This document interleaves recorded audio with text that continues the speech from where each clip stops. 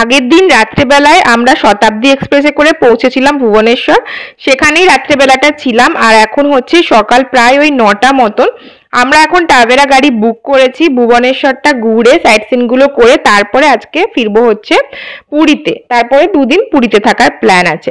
আজকে আমি হোয়াইট শার্টটা আর ব্ল্যাক কালারের এই যে ট্রাউজারটাই পরেছিলাম। আর ওয়েদারটা কিন্তু আজকে ভীষণ সুন্দর ছিল, একদম রোদ ওঠেনি, মেঘলা মেঘলা ওয়েদার ছিল। সেই জন্য প্রথমে আমরা গেলাম নন্দনকাননে। নন্দনকাননে প্রথমে গেলাম কারণ সেখানে গেলে পরে ভিড়টা এই সময় কম থাকবে, সকাল সকাল 9:30টার সময়। টিকিট আমরা কেটেছিলাম পার হেড 300 টাকা করে, যাতে হচ্ছে ব্যাটারি গাড়ি করে সমস্ত জুটা ঘুরে দেখাবে। আর তার সাথে সাথে বাস যেগুলো আছে, যে ঢাকা বাসগুলো করে নিয়ে যায় ভেতরে, যেখানে পশু পাখিগুলো ছাড়া থাকে আর মানুষগুলো বাসের ভেতরে থাকে, তো সেটাও ঘোরানো হবে। সব শুদ্ধ পার হেড 300 টাকা করে টিকিট ছিল। আমরা ঢুকে গিয়ে প্রথমে ঝর্ণাটার সামনে সুন্দর সুন্দর কতগুলো ফটো তুলে নিলাম।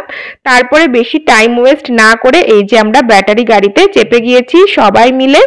প্রায় আমরা 11 জন ছিলাম, তো 11 জনই আটে হচ্ছে ওই বাসে, এই মানে গাড়িগুলোতে, ব্যাটারি গাড়িগুলোতে। তো সেটা করে প্রথমে এলাম এই সেকশনটায়, যেখানে হচ্ছে সমস্ত সরীসৃপ প্রাণীরা আছে, মানে সাপ, কুমির, গোসাপ, এই সমস্ত, যেগুলো দেখলে আমার ভীষণ ঘেন্না করে।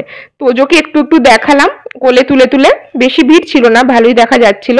আর তারপরে আমি তো বেরিয়ে চলে এসেছিলাম। এই ভিডিওগুলো করেছে হচ্ছে উজ্জ্বল, কারণ এই সাপ দেখলে বা এই গোসাপ দেখলে আমার গা ভীষণ শিরশির করে। তোজো তো ভীষণ এক্সাইটেড ছিল, বিশেষ করে এই কুমিরগুলোকে দেখে। আর কুমিরগুলো এমন করেছিল যে জ্যান্ত আছে নাকি বোঝাই যাচ্ছে না, আসল না নকল, নড়ছেই না একদম। আর এই দেখো এই বড় অজগর সাপ, সেই সমস্ত দেখে তারপরে আমরা এখানে চলে এসেছি এই বাসে।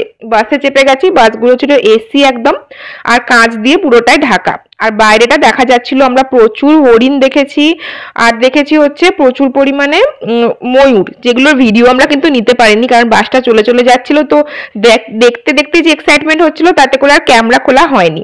আর এখানে ভাল্লুকটাকে দেখে তোজোর আলাদাই আনন্দ, কারণ ভাল্লুকটা নড়ে চড়ে একদম চলে আসছিল বাসের সামনে পর্যন্ত। 2-3টে ভাল্লুক ছিল, সেগুলোকেই ভালো করে দেখেছি। তবে বাঘ সিংহগুলো দেখে একটু মনোপ্লুত হয়নি, কারণ তারা মনে হচ্ছিল একদম যেন মানে কোনো একদম টায়ার্ড হয়ে শুয়ে আছে, কোনো এনার্জি ছিল না। আর জীবজন্তুর মধ্যে এনার্জি না থাকলে ভালো লাগে না। তবে ভাল্লুক, হরিণ আর হচ্ছে ময়ূর দেখে ভালো লেগেছে। বাসে করে মোটামুটি আমরা 11:30টার দিকে নামলাম। তারপরে আমরা একটু হালকা খাওয়া দাওয়া করে নিলাম, আর তারপরে বাকি জিনিসগুলো দেখতে বেরোলাম। আর নাম হচ্ছে সম্রাট, লাইফ হচ্ছে 20 বর্ষ, প্রত্যেক দিন খাবার 12 কিলো বফেলো মিট। কতদিন বাঁচে? 20 বর্ষ বা লাইফ টাইগার। দাদা হাল্লা করো না, কাছে আসবে পুরো। হ্যাঁ, এই পুরো সামনে আসবে। আচ্ছা আচ্ছা, খাঁচারগুলো দেখো, আমি তো বললাম খাঁচারগুলো দেখো, খাঁচারগুলো ভালো লাগে। বাবা তাই তো।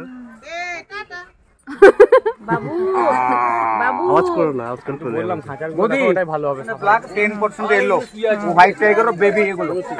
সাদা বাঘ। আরে ওইদিকে এইদিকে দেখাচ্ছি।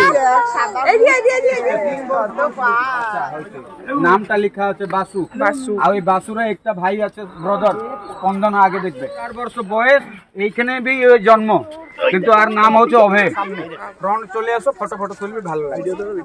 ছোট ভাইকে নাম সব লিখা আছে। অভয় কি নাম? অভয়। অভয় অভয়। ঘুম হয়েছে, খেয়ে দিয়ে। নন্দনকানন দেখা হলে এরপরে আমরা বেরিয়েছি বাকি দুটো সাইট সিন করবো বলে, যেটা আমি শেয়ার করব পরের ব্লগে। এই ব্লগটা ভালো লাগলে অবশ্যই লাইক করে দিও, চ্যানেলটাকে সাবস্ক্রাইব করে দিও। টাটা।